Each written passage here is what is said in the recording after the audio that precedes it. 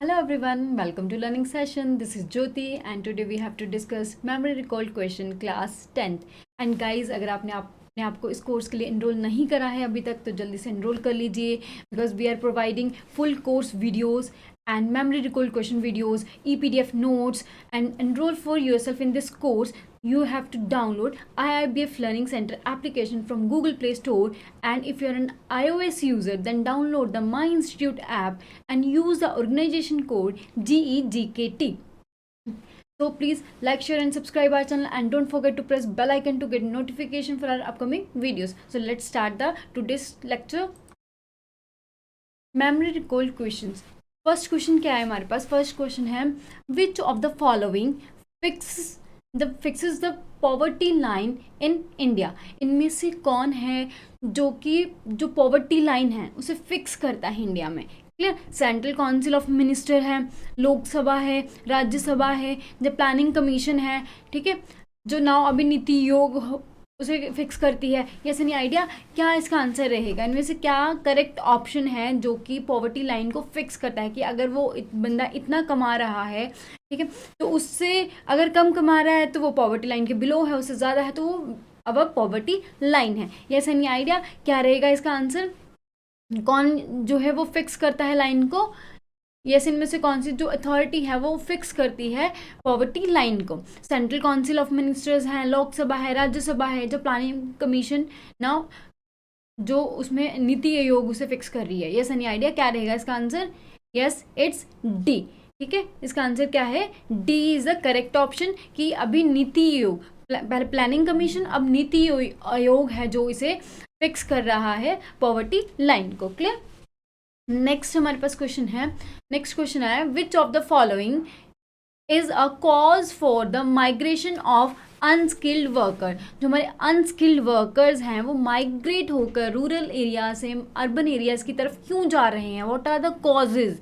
ठीक है, पॉपुलेशन की वजह से, कि पॉपुलेशन ज़्यादा हो रही है उसकी वजह से, जब पोल्यूशन ज़्यादा हो रहा है उसकी वजह से, जब फैसिलिटीज़ अच्छी हैं अर्बन एरियाज़ में, या फिर पॉवर्टी के रीज़न से. यस एनी आइडिया इनमें से क्या ऑप्शन जो है वो करेक्ट ऑप्शन रहेगा? Yes any idea? Yes, workers जो हैं वो अनस्किल्ड जो वर्कर्स हैं वो क्यों माइग्रेट हो रहे हैं? यस एनी आइडिया क्या रहेगा इसका answer? Yes, it's D, poverty.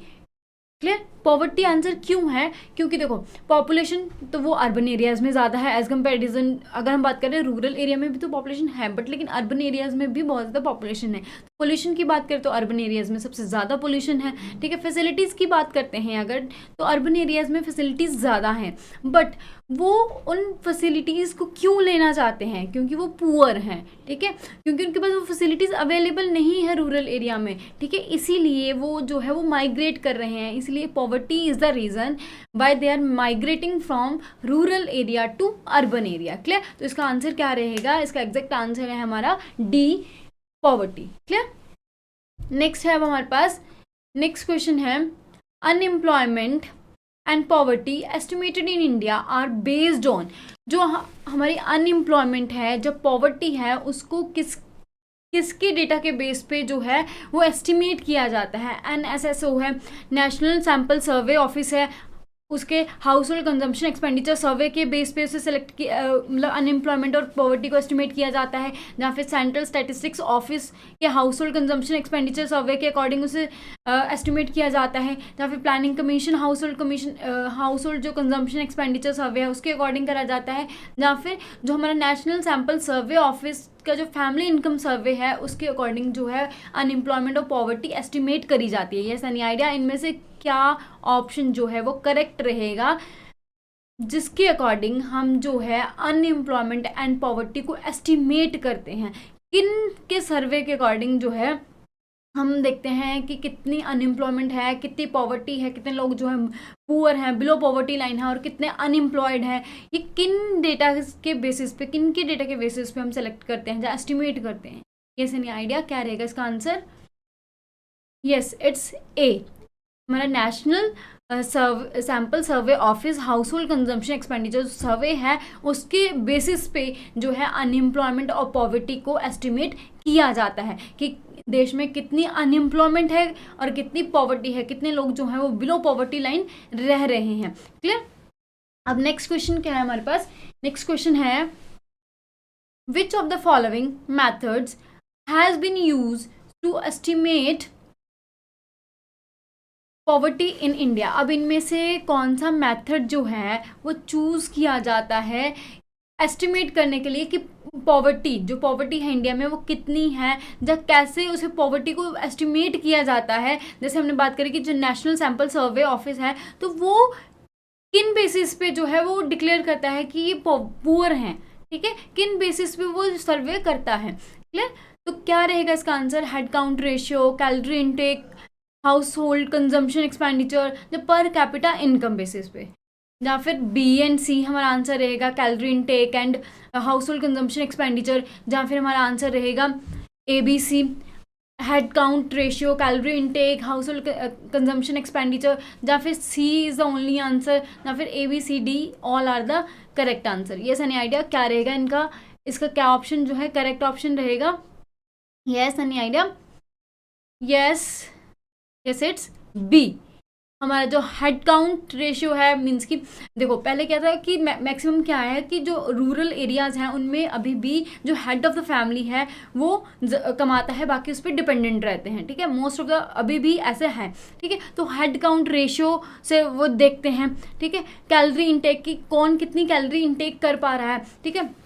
अगर उन्हें न्यूट्रिशियस फूड नहीं मिल रहा है इट मीन्स वो पुअर हैं, ठीक है। अगर वो न्यूट्रिशियस फूड ले पा रहे हैं तो वो बिलो पॉवर्टी लाइन से अप हैं, मीन्स वो अबव पॉवर्टी लाइन आते हैं, क्लियर। तो उनका हाउस होल्ड कंजम्पशन एक्सपेंडिचर कितना है, कि उनका जो खर्चा है वो कितना कितना कंज्यूम करते हैं, उसके अकॉर्डिंग उनकी इनकम है कि नहीं है, ठीक है। तो ये तीनों ऑप्शन जो है हमारे करेक्ट हैं। जो पर कैपिटा इनकम है वो क्या है, वो नेशनल इनकम को डिवाइड कर देते हैं हम नंबर ऑफ पॉपुलेशन के साथ, तो जो क्या है वो एग्जैक्ट डेटा नहीं बता पाती। तो ये जो पर कैपिटा इनकम है ये हम सिर्फ इसलिए यूज़ करते हैं कि जिस एरिया की पर कैपिटा इनकम लो है हम वहाँ पे सर्वे कर सकते हैं कि वहाँ पे ये पर कैपिटा इनकम लो क्यों है, कि वहाँ के लोग पुअर हो सकते हैं, तो वहाँ पे इन चीज़ों को फिर कंसीडर करा जाता है, तभी हमें पता चलता है पॉवर्टी के बारे में, क्लियर। तो पर कैपिटा इनकम इनमें इनकरेक्ट ऑप्शन है, बाकी के जो सारे ऑप्शन है head count ratio, calorie intake, household consumption expenditure, ये हमारा करेक्ट आंसर है, क्लियर, जिससे कि हम पॉवर्टी को एस्टिमेट कर सकते हैं, क्लियर। नेक्स्ट क्वेश्चन है अब हमारे पास, what is the below poverty line percentage in India as per the 2011 census. 2011 census की अगर बात करें तो कितने लोग जो हैं वो बिलो पॉवर्टी लाइन थे, ठीक है। अगर 2011 के सेंसेक्स की बात करते हैं तो उसके अकॉर्डिंग, उस सर्वे के अकॉर्डिंग कितने लोग जो हैं वो पुअर थे, ठीक है, कितने परसेंट लोग, 32.49%, 22.49%, 42.54%, 30.36%, ये सही आइडिया कितने परसेंट जो लोग हैं वो पुअर थे, ठीक है, अकॉर्डिंग टू 2011 जो सेंसेक्स है उसके अकॉर्डिंग। ये सही आइडिया कितने बिलो पॉवर्टी लाइन थे, yes it's B.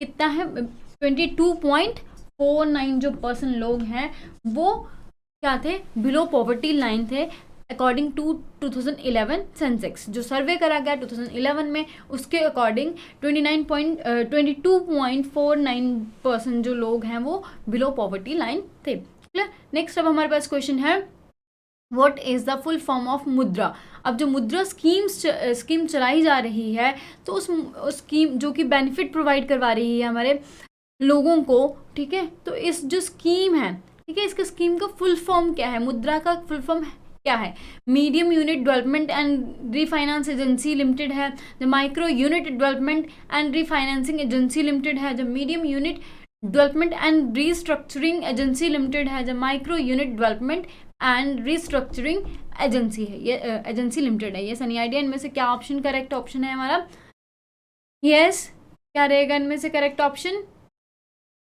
Yes it's B, micro units development and refinancing agency, clear. जैसे नाम ही सजेस्ट कर रहा है ये जो हमारी MSMEs हैं, means micro small and medium enterprises हैं, ठीक है, ये उन यूनिट्स को डेवलप करने के लिए और उनको रीफाइनेंसिंग प्रोवाइड करवाने के लिए, मीन्स कि उनको फाइनेंस जो उनको चाहिए, ठीक है, वो एजेंसीज इसमें आती हैं, ठीक है। इसका फुल फॉर्म क्या है हमारी, micro units development and refinancing agency limited, ठीक है। जो हमारी स्मॉल यूनिट्स हैं, उन माइक्रो यूनिट्स हैं, उनकी डेवलपमेंट के लिए उन्हें लोन प्रोवाइड करवाना, उन्हें फाइनेंशियल जो फैसिलिटीज़ हैं वो प्रोवाइड करवाना मुद्रा का जो है वो काम है। क्लियर। तो इसकी फुल फॉर्म क्या रहेगी? Micro units development and refinancing agency limited. Clear. Next question क्या है हमारे पास? नेक्स्ट क्वेश्चन है प्रधानमंत्री जनधन योजना वॉज लॉन्च्ड ऑन, जो प्रधानमंत्री जनधन योजना है वो कब लॉन्च करी गई? Yes any idea? अगस्त 28, 2014 को, अगस्त 18, 2014 को, अगस्त 28, 2015 को, अगस्त 18, 2015 को। यस एनी आइडिया कब ये जो योजना है प्रधानमंत्री जनधन योजना, जिसमें जो है अकाउंट्स ओपन करे गए थे, ज़ीरो बैलेंस अकाउंट जो है वो ओपन करे गए थे लोगों के, ताकि जो लोग हैं वो ज़्यादा से ज़्यादा बैंक के साथ जुड़ सकें, ठीक है। उनके अकाउंट्स ओपन इसीलिए करे गए थे ताकि वो बैंक के साथ जुड़ सकें और जो भी बेनिफिट्स या स्कीम्स गवर्नमेंट देने वाली है वो उनका बेनिफिट ले सकें, डायरेक्टली वो उनका बेनिफिट ले सके। जैसे कि पहले क्या होता था कि अगर उनकी पेंशन भी आती थी, ठीक है, तो वो जो गांव का जो विलेज का सरपंच होता था उसको मिल जाती थी, ठीक है, वो आगे डिस्ट्रीब्यूट करता था। तो उनमें से कई चीज़ें तो वो खुद ही कहते हैं ना करप्शन कर जाता था, खुद ही ले जाता था, ठीक है। जब कोई जिसकी किसी की डेथ हो गई है तो उसमें बताता नहीं था किसकी डेथ हो गई है, तो उसको वो नहीं मिलना चाहिए अभी, ठीक है। तो ये सब चीज़ें थी, करप्शन थी, जिसको वो रोकने के लिए बोल सकते हो आप, या फिर जो ज़्यादा से ज़्यादा लोगों को बैंक के साथ जोड़ने के लिए, और जो फाइनेंशियल हेल्प्स हैं जो गवर्नमेंट प्रोवाइड करवाने वाली है, जो करवा रही है, उनका बेनिफिट उन लोगों को मिल सके जिन लोगों के लिए वो स्कीम्स बनाई जा रही हैं। इसलिए जो ये प्रधानमंत्री जनधन योजना जो है वो लॉन्च करी गई थी। वो लॉन्च कब करी गई थी? 28 अगस्त 2014 को, अगस्त 18, 2014 को, अगस्त 28, 2015 को, अगस्त 18, 2015 को। ये सनी आइडिया कब वो लॉन्च करी गई थी?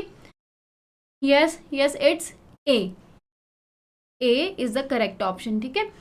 28 अगस्त को 2014 को वो लॉन्च करी गई थी। क्लियर। कब लॉन्च करी गई थी? 28 अगस्त 2014 को। Clear.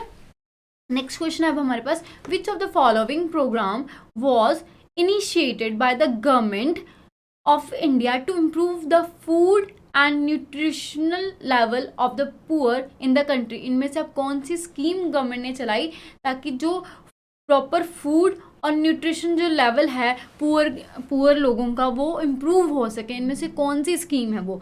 Yes any idea? Mid day meal scheme है, इंटीग्रेटेड चाइल्ड डेवलपमेंट स्कीम है, पब्लिक डिस्ट्रीब्यूशन स्कीम है, या फिर all of the above?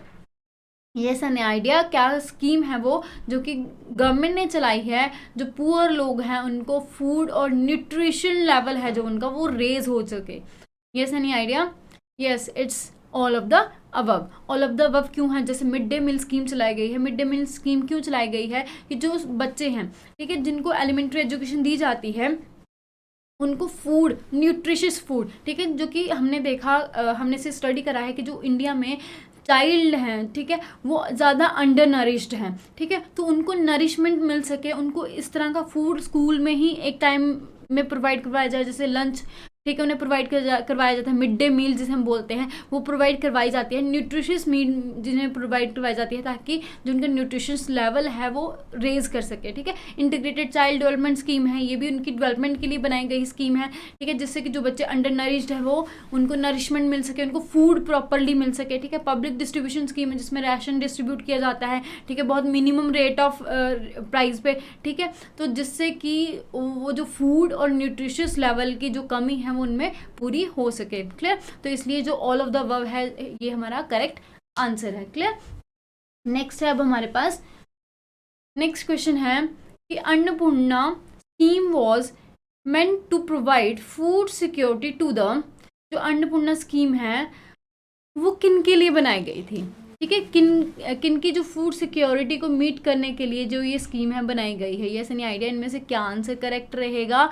Rural poor living below poverty line उनके लिए बनाई गई थी, या फिर जो अर्बन स्लम ड्वेलर्स हैं लिविंग बिलो पॉवर्टी लाइन उनके लिए बनाई गई थी, या senior citizen not covered under national old age pension scheme उनके लिए बनाई गई थी, या फिर victims of natural calamities who are forced to migrate to another area, उनके लिए बनाई गई थी। ये सही आइडिया कि जो अन्नपूर्णा स्कीम है ये किन के लिए बनाई गई है, जो लोग गांव के हैं, रूरल एरिया के हैं, बिलो पॉवर्टी लाइन है, उनके लिए है, या फिर जो अर्बन एरियाज में बिलो पॉवर्टी लाइन जो लोग रह रहे हैं उनके लिए है, जो सीनियर सिटीजन जो कि national old age pension scheme के अंडर नहीं आते हैं उनके लिए ये स्कीम है, या फिर जो विक्टिम्स हैं नेचुरल क्लाइमेटी की वजह से, फ्लड आने की वजह से, ड्रॉट आने की वजह से उनको माइग्रेट करना पड़ रहा है अनदर एरिया में, तो उनके लिए ये स्कीम है।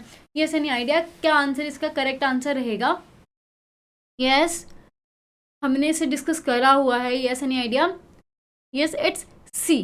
ठीक है, क्या आंसर रहेगा इसका? सी। कि जो सीनियर सिटीजन्स हैं, ये स्कीम जो है अन्नपूर्णा स्कीम जो है वो किन के लिए बनाई गई थी? जो सीनियर सिटीजन हैं जो कि national old age pension scheme के अंडर नहीं आते हैं, एलिजिबल नहीं है उस स्कीम के अंडर, उनके लिए जो है 10 kg फूड ग्रेन, कितना? 10 kg, जब ये स्कीम बनाई गई थी 10 kg जो फूड ग्रेन है उन्हें प्रोवाइड करवाया जाए, ताकि जो उनकी रिक्वायरमेंट है फूड की, ठीक है, फूड सिक्योरिटी है जो उनकी, मीन्स कि इतना उन्हें फूड मिलना चाहिए जितना उनकी नीड है, उसके लिए उन्हें 10 kg जो फूड ग्रेन है वो प्रोवाइड करवाया जा रहा था। क्लियर?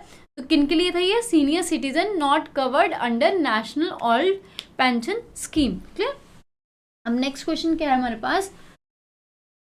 नेक्स्ट क्वेश्चन है हमारे पास, in which year was the national food for work programme launched? अब किस साल में जो हमारा स्कीम है नेशनल फूड फॉर वर्क, ठीक है, फूड फॉर वर्क जो प्रोग्राम है हमारा, किस ईयर में जो है लॉन्च करा गया था? ये सनी आइडिया, किस ईयर में लॉन्च करा गया था? 2005 में, 2004 में, 2003 में, 2006 में? ये सनी आइडिया, कब ये लॉन्च करा गया था? किस ईयर में ये लॉन्च करा गया है? Yes, food for work programme, कि एटलीस्ट वो इतना अर्न कर सकें जितना कि उन्हें वो जो रिक्वायरमेंट है फूड की, एटलीस्ट वो फूड तो मतलब कंज्यूम कर सकें उतना, ठीक है, उतना वो वर्क कर लें कि जितने उनके फूड की रिक्वायरमेंट है उतना वो फूड अर्न कर सकें। ये सनी आइडिया, किस ईयर में जो ये स्कीम है लॉन्च करी गई थी? यस, इट्स 2004 में। कब करी गई थी? 2004 में ये जो स्कीम है लॉन्च करी गई थी, जिसमें क्या है कि एटलीस्ट उतना काम उन्हें मिल सके जितना कि वो अपने लिए फूड अर्न कर सके। क्लियर? नेक्स्ट है हमारे पास, नेक्स्ट क्वेश्चन है, match the programmes with the year of launch, कि किस ईयर में कौन सा प्रोग्राम लॉन्च करा गया था उसके साथ ही है हमें मैच करना है। ठीक है, किस ईयर में कौन सा प्रोग्राम लॉन्च करा गया था? ये Sunny idea, Mahatma Gandhi national rural employment guarantee act, ये कब लॉन्च करा गया था? Yes, any idea? National rural livelihood mission कब लॉन्च करा गया था? प्रधानमंत्री उज्ज्वल योजना कब लॉन्च करी गई थी? नेशनल न्यूट्रिशन मिशन जो है जिसे हम पोषण अभियान भी कहते हैं, ये कब लॉन्च करा गया था?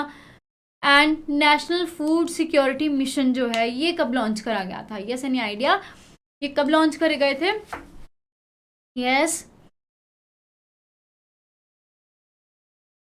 यस, एनी आइडिया, कब लॉन्च करे गए थे? हमारे पास ऑप्शंस हैं, ए का थर्ड, मींस हमारे पास जो फर्स्ट है मनरेगा, मनरेगा कब लॉन्च करी गई थी? 2005 में लॉन्च करी गई थी, या फिर ये 2016 में लॉन्च करी गई थी, या फिर आप बोल सकते हो सी ऑप्शन जो है जिसमें 2011 में लॉन्च करी गई थी, या फिर 2018 में लॉन्च करी गई थी। ये सनी आइडिया, तो ये स्कीम है ये कब प्रोवाइड करवाई जा रही थी? ये सनी आइडिया, कब ये स्कीम प्रोवाइड करवाई जा रही थी? ये करवाई जा रही थी 2005 से। ठीक है, मनरेगा जो स्कीम है वो लॉन्च हुई थी 2005 में। क्लियर? अब नेक्स्ट आता है हमारे पास नेशनल रूरल लाइवलीहुड मिशन। जो नेशनल रूरल लाइवलीहुड मिशन है ये कब स्टार्ट करा गया था? ये सनी आइडिया, ये 2011 में स्टार्ट करा गया था, जहाँ हमारा 2005 तो कट गया, ठीक है, इसमें नहीं रहेगा। बी है 2016 में स्टार्ट करा गया है, जहाँ फिर 2018 में स्टार्ट करा गया है। ये सही आइडिया, ये कब स्टार्ट करा गया है? यस, ये स्टार्ट करा गया है हमारा 2011 में। क्लियर? तब स्टार्ट करा गया हमारा नेशनल रूरल लाइवलीहुड मिशन जो है, कि जिसमें जो उनका स्टैंडर्ड ऑफ लिविंग रेज करने के लिए ये जो मिशन चलाया गया है वो कब चलाया गया? 2011 में। अगर हम बात करते हैं प्रधानमंत्री उज्ज्वल योजना की, तो प्रधानमंत्री जो उज्ज्वल योजना है, ठीक है। ये कब लॉन्च करी गई? इसमें क्या था कि जो एलपीजी गैस सिलेंडर्स थे वो लोगों को दिए गए थे, क्योंकि जो लोग आज भी चूल्हा जलाते हैं, ठीक है, जो फ्यूल यूज़ करते हैं, ठीक है, उनसे उनको एक तो फ्यूल कम होता जा रहा है, ठीक है, दूसरा क्या है, उस धुएं से उनको बहुत सारी प्रॉब्लम्स हो रही थी, ठीक है। तो उस चीज़ को उस चीज़ से बचने के लिए जो लोग जिनके पास गैस सिलेंडर्स नहीं थे, एलपीजी गैस सिलेंडर्स नहीं थे, उनको एलपीजी गैस सिलेंडर्स प्रोवाइड करवाए गए, ठीक है। तो ये जो योजना थी कब स्टार्ट करी गई? Yes any idea? 2016 में करी गई, या 2018 में करी गई, या फिर आप बोल सकते हो 2007 में करी गई? यस एनी आइडिया कब करी गई? यस एनी आइडिया ये जो स्कीम है ये कब स्टार्ट करी गई? यस, जैसे अभी हमने मनरेगा का पढ़ा है, मनरेगा स्टार्ट करी गई 2005 में, क्लियर। जो हमारा नेशनल लाइवलीहुड मिशन है वो स्टार्ट करी गई 2011 में। तो जो हमारी प्रधानमंत्री उज्ज्वल योजना है ये कब स्टार्ट करी गई थी? यस एनी आइडिया ये कब स्टार्ट करी गई थी? ये करी गई थी हमारी 2018 में, क्लियर। तो हमारा नेशनल न्यूट्रिशन जो मिशन है, पोषण अभियान, ये स्टार्ट करा गया था 2016 में। कब करा गया ये 2016 में, क्लियर। अब नेक्स्ट है हमारे पास नेशनल फूड सिक्योरिटी जो मिशन है ये स्टार्ट करा गया था 2007 में, क्लियर। कब करा गया ये? 2007 में। तो इस बिहाफ पे जो हमारा आंसर, क्या करेक्ट आंसर रहता है? हमारा answer A is the correct answer. A answer जो है हमारा वो करेक्ट ऑप्शन है, ठीक है। कि जो हमारी मनरेगा है वो स्टार्ट करेगी 2005 में, जो हमारी नेशनल रूरल लाइवलीहुड मिशन है वो स्टार्ट करा गया 2011 में, जो हमारी उज्ज्वल योजना है, प्रधानमंत्री उज्ज्वल योजना, वो स्टार्ट करी गई 2018 में, और जो हमारा पोषण अभियान है जिसे हम नेशनल न्यूट्रिशन मिशन भी कहते हैं वो स्टार्ट करा गया हमारा, यस वो हमारा स्टार्ट करा गया 2018 में, और जो हमारा नेशनल फूड सिक्योरिटी मिशन है वो 2007 में, क्लियर। नेक्स्ट है हमारे पास, तो हमारा आंसर क्या करेक्ट आंसर है? हमारा A is the correct answer, clear. अब नेक्स्ट क्वेश्चन है हमारे पास, what is the below poverty line percentage in India as of 2019? अब इंडिया में जो बिलो पॉवर्टी लाइन की परसेंटेज है 2019 में वो कितनी है? मीन्स कितनी पॉवर्टी जो है वो 2019 में, कितनी परसेंट जो पॉवर्टी है वो 2019 में थी इंडिया में? यस एनी आइडिया कितनी थी वो 2019 में? 12.3%, 10.2%, 11.8% या 13%? Yes any idea? Yes any idea क्या आंसर रहेगा इसका करेक्ट आंसर? Yes it's 10.2%। कितना है? 10.2% जो है हमारी बिलो पॉवर्टी लाइन लोग हैं किस ईयर में? 2019 में, ठीक है। अगर हम 2019 की बात करते हैं तो 2019 के अकॉर्डिंग हमारे जो लोग हैं वो 10.2% जो लोग हैं वो अभी भी बिलो पॉवर्टी लाइन है, क्लियर। अब नेक्स्ट क्वेश्चन हम बात कर लेते हैं। नेक्स्ट क्वेश्चन क्या है हमारे पास? नेक्स्ट क्वेश्चन है, with what percentage point stunting was reduced during the period of 2005-6 to 2015 to 16? Yes any idea कि कितने परसेंटेज पॉइंट से जो हमारा है स्टंटिंग, स्टंटिंग क्या था कि जो बच्चे हैं, ठीक है, उनकी एज के अकॉर्डिंग हाइट इंक्रीज नहीं होती है, ठीक है, वो उतना मतलब हेल्दी नहीं होते उनके एज के अकॉर्डिंग, ठीक है, वो उनकी हाइट इंक्रीज नहीं होती है और वो इतने ज़्यादा हेल्दी भी नहीं होते, जितना उनका वेट इतना नहीं होता, इतने वो हेल्दी नहीं रहते जितनी उनकी एज है उसके अकॉर्डिंग, ठीक है। तो उन बच्चों की जो परसेंटेज है, ठीक है, वो कितनी रिड्यूस हुई इन 10 ईयर्स में, ठीक है। इन 10 ईयर्स में कितनी जो परसेंटेज है वो रिड्यूस हुई, कितने परसेंटेज पॉइंट जो है वो रिड्यूस हुआ इन 10 ईयर्स में? Yes any idea? 10 percentage point से, 12 परसेंटेज पॉइंट से, 3 परसेंटेज पॉइंट से, 7 परसेंटेज पॉइंट से? Yes any idea? Yes it's 10 percentage point से। 10 परसेंटेज पॉइंट से वो जो है वो रिड्यूस हुआ है हमारा इन 10 ईयर्स में। मीन्स कि हम एवरेज मान के चलते हैं कि हर साल में 1 परसेंटेज पॉइंट से जो है वो स्टंटिंग जो है वो रिड्यूस हुई है, क्लियर। अब नेक्स्ट क्वेश्चन क्या है हमारे पास? नेक्स्ट क्वेश्चन है, dash percentage of children are anaemic according to national family health survey जो है 5 के अकॉर्डिंग, अगर कंपेयर करते हैं उसको 4 के अकॉर्डिंग, तो 4 में जो हमारा परसेंटेज थी बच्चों के एनीमिक की वो 59% थी, ठीक है। तो जो नेशनल फैमिली हेल्थ सर्वे है 5, उसके अकॉर्डिंग जो अनीमिक पर्सन है वो कितने हैं। जैसे हमने इसके बारे में स्टडी करा था कि स्टंटिंग तो कम हुई है, वो रिड्यूस हुई है कि बच्चे जो है अब अपने हेल्थ के अकॉर्डिंग अपनी एज के अकॉर्डिंग वो हेल्दी होना शुरू हुए हैं, उनकी हाइट इंक्रीज होना शुरू हुई है, ठीक है, as comparison to national NFHS जो हमारा 4 है उसके अकॉर्डिंग, ठीक है। बट जो लोग हैं, बच्चे हैं, वो ज़्यादा अनेमिक होते जा रहे हैं। जो हमारा सर्वे था 4 सर्वे, उसके अकॉर्डिंग जो 5 सर्वे है उसमें जो अनीमिक बच्चे हैं वो ज़्यादा हो गए हैं, ठीक है। वो कितने परसेंट बढ़ गए हैं, पहले वो 59% थे NFHS 4 के अकॉर्डिंग, अब वो NFHS 5 के अकॉर्डिंग कितने हो गए हैं, 65% हो गए हैं, 68% हो गए हैं, 67% हो गए हैं, 69% हो गए हैं। ये से नहीं आइडिया कितने परसेंट हैं, जो कितनी परसेंटेज है नेशनल फैमिली हेल्थ सर्वे 5 के अकॉर्डिंग एनीमिक बच्चों की। यस, एनी आइडिया क्या रहेगा इसका आंसर? यस, एनी आइडिया क्या रहेगा? यस, इट्स सी, 67%, ठीक है। 67% जो बच्चे हैं वो अनीमिक है अकॉर्डिंग टू NFHS 5 के अकॉर्डिंग। क्लियर? तो जो पहले ही अनीमिक बच्चे थे वो कम थे। अनीमिया होता क्या है पहले तो, जिसमें क्या बोल सकते हो आप, रेड ब्लड सेल की कमी हो जाना, जो होमोग्लोबिन जो है उसमें ब्लड की कमी हो जाना, ठीक है। तो ये रीज़न है अनीमिक होने के, कि आप सिंपल लैंग्वेज में बोल सकते हो कि खून ना बन पाना, ठीक है, प्रॉपर जितना हमें बनना चाहिए बच्चों में उतना ना बन पाना, ठीक है। तो वो रीज़न है अनीमिक होने का, ठीक है, वो अनीमिक होता है।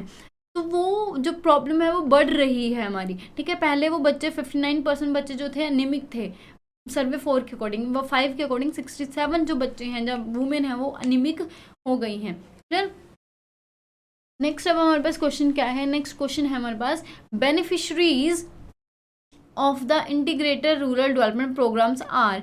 जो इंटीग्रेटेड रूरल डेवलपमेंट प्रोग्राम था हमारा, उसमें कौन कौन बेनिफिशरीज था, मतलब किस किस को वो बेनिफिट्स दिए गए, जो कि इंटीग्रेटेड रूरल डेवलपमेंट प्रोग्राम में जो बेनिफिट्स प्रोवाइड करवाए गए वो किन किन लोगों को करवाए गए, रूरल आर्टिशंस को, लेबरर्स को, मार्जिनल फार्मर्स को, schedule caste and schedule tribes को, या फिर ऑल ऑफ द अबव को। ये से नहीं आइडिया किनके लिए वो बेनिफिट्स थे जो इंटीग्रेटेड रूरल डेवलपमेंट प्रोग्राम में चलाए गए थे, ठीक है। जैसे इंटीग्रेटेड रूरल डेवलपमेंट प्रोग्राम में बहुत सारे प्रोग्राम आ जाते हैं, जैसे जवाहर रोजगार योजना आ जाती है, इंदिरा आवास योजना आ जाती है, ठीक है। तो ये सारे बहुत सारे और जो हमारे सेल्फ एम्प्लॉयड या फिर वेज एम्प्लॉयड जो प्रोग्राम्स थे, ठीक है, वो इंटीग्रेटेड रूरल डेवलपमेंट प्रोग्राम में आते हैं। इंटीग्रेटेड रूरल डेवलपमेंट प्रोग्राम नाम ही सजेस्ट कर रहा है कि ओवरऑल डेवलपमेंट ऑफ रूरल, ठीक है, रूरल एरियाज़ के ओवरऑल डेवलपमेंट के लिए जो प्रोग्राम्स चलाए गए। तो ये सारे के सारे जो प्रोग्राम हैं, जैसे इंदिरा आवास योजना है, ठीक है, जवाहर रोजगार योजना है, ठीक है, मिलियन वेल्थ स्कीम्स ही जो हमारी, ठीक है, ये सारी स्कीम्स जो क्या हैं किसके अंडर आती हैं, इंटीग्रेटेड रूरल डेवलपमेंट प्रोग्राम के।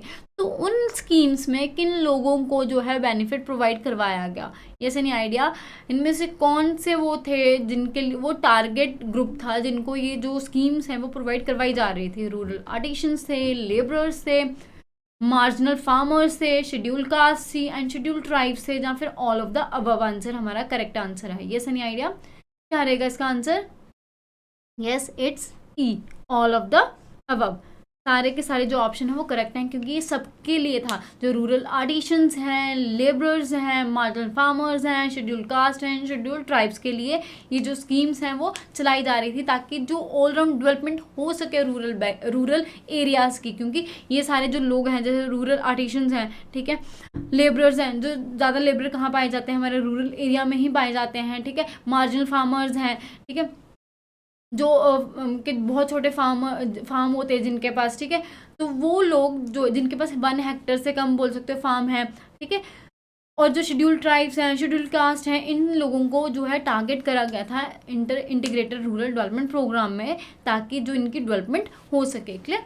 तो नेक्स्ट क्वेश्चन क्या है हमारे पास, नेक्स्ट क्वेश्चन है हमारे पास, subsidies provided under IRDP means integrated rural development programme for marginal farmers. इनके लिए बात कर रहे हैं हम कि सब्सिडीज जो दी जा रही थी मार्जिनल फार्मर्स को एंड एग्रीकल्चरल लेबरर्स को, ठीक है, जो हम फैसिलिटीज़ प्रोवाइड करवा रहे थे मार्जिनल फार्मर्स को, एग्रीकल्चरल लेबरर्स को, वो कितनी परसेंट सब्सिडी प्रोवाइड करवाई जा रही थी इंटीग्रेटेड रूरल डेवलपमेंट प्रोग्राम के अंडर?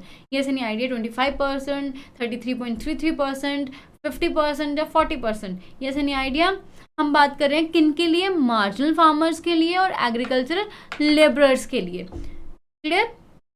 तो कितने परसेंट जो सब्सिडी है वो प्रोवाइड करवाई जा रही थी इंटीग्रेटेड रूरल डेवलपमेंट प्रोग्राम के अंडर मार्जिनल फार्मर्स को और एग्रीकल्चर लेबरर्स को? Yes any idea? क्या रहेगा इसका आंसर? क्या करेक्ट आंसर है? Yes, B is the correct answer. B हमारा क्या है? करेक्ट ऑप्शन है, क्योंकि 33.33% जो है वो सब्सिडी प्रोवाइड करवाई जा रही थी मार्जिनल फार्मर्स को एंड एग्रीकल्चरल लेबरर्स को। क्लियर? अब नेक्स्ट क्वेश्चन क्या है हमारे पास? नेक्स्ट क्वेश्चन है, national maternity benefit scheme was launched in.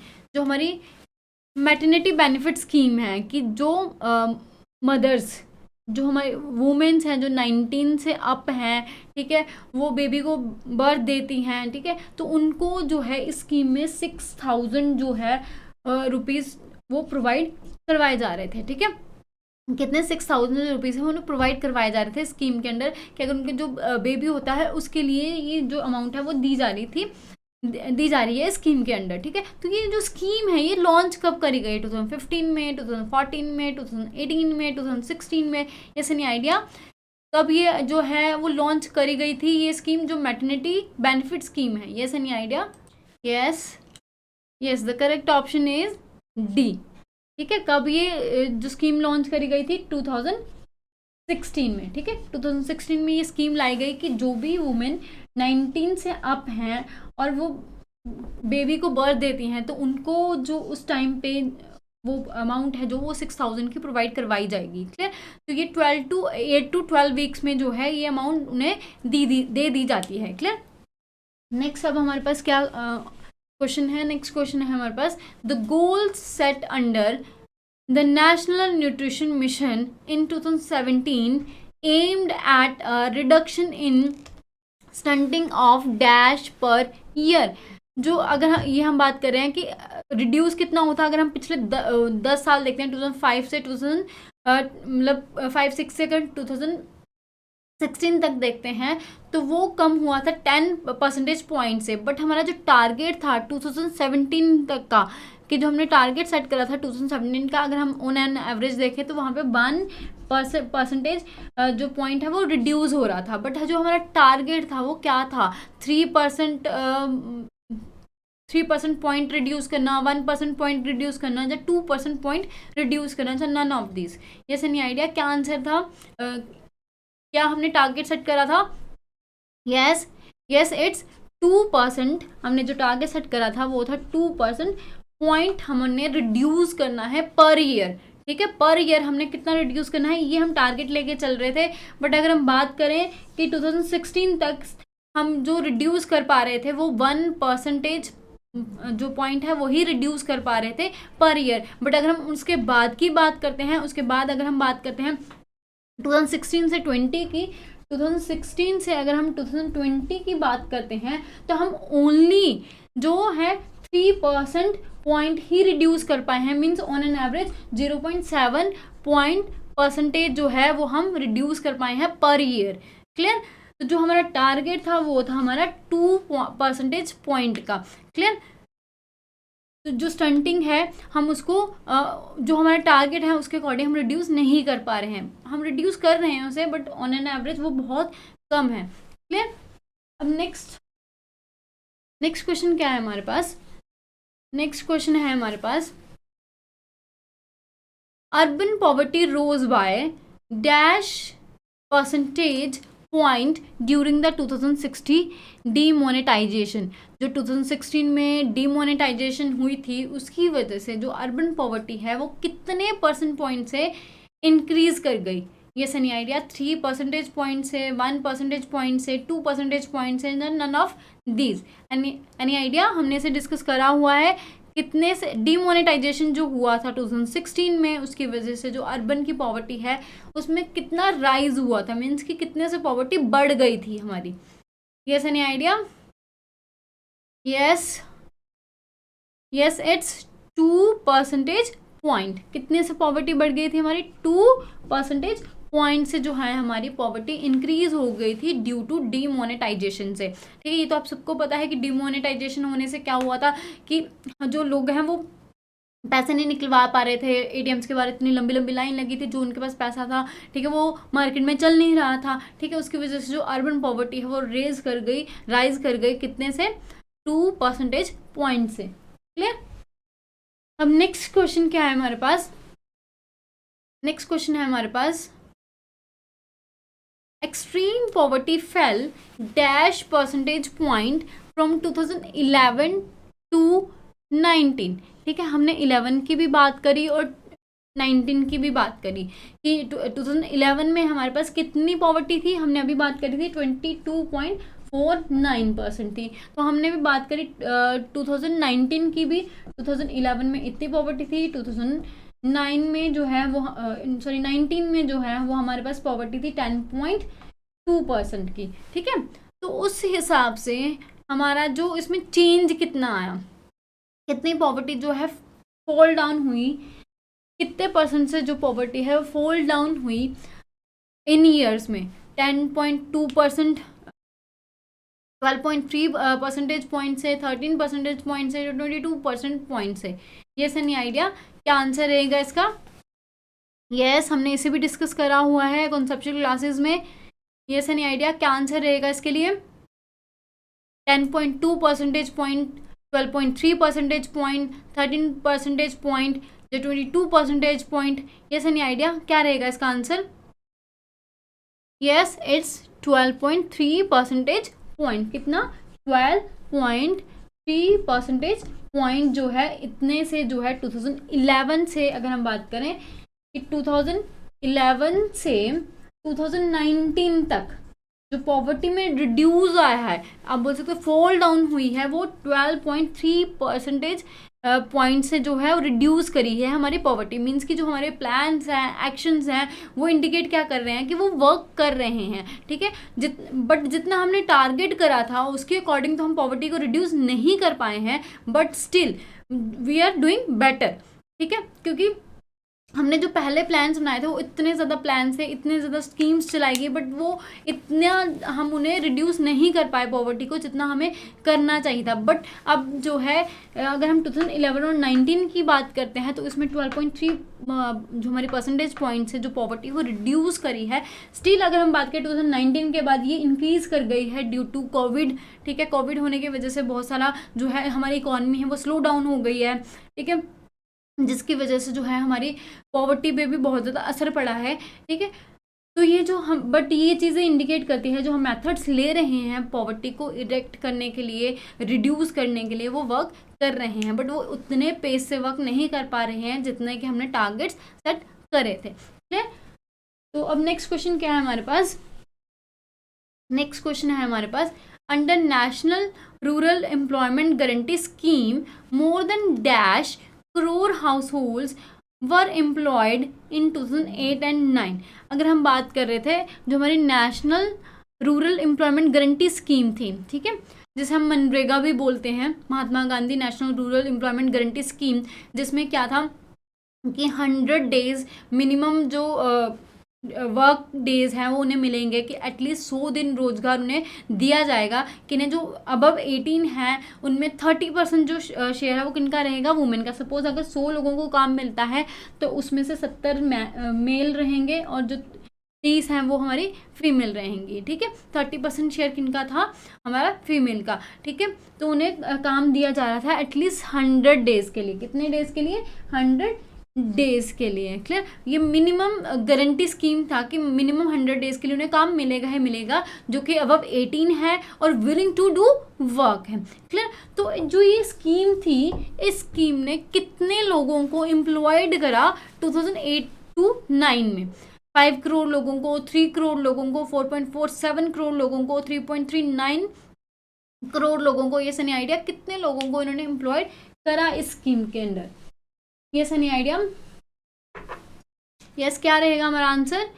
5 crore रहेगा, 3 करोड़ रहेगा, 4.47 करोड़ रहेगा, 3.39 करोड़ रहेगा। यस एनी आइडिया क्या आंसर इसका करेक्ट आंसर है? हमने इसे डिस्कस करा हुआ है अपनी कॉन्सेप्चुअल क्लासेस में। Yes, it's 4.47, more than 4.47 crore. ठीक है, कितने लोगों को एम्प्लॉयड करा गया 2008 और 9 में? जो हमारी national rural employment guarantee scheme है, जिसे हम मनरेगा भी बोलते हैं, Mahatma Gandhi national rural employment guarantee scheme, ठीक है, जिसमें 100 दिन रोजगार योजना जो चलाई गई थी, मिनिमम 100 डेज जो है उन्हें वक्त मिलेगा ही मिलेगा। ठीक है, उसमें 4.47 करोड़ जो लोग हैं उन्हें एम्प्लॉयड करा गया 2008 to 9 में। क्लियर? तो ये था हमारा आज का lecture. So like, share and subscribe our channel and don't forget to press bell icon to get notification for our upcoming videos. Thank you.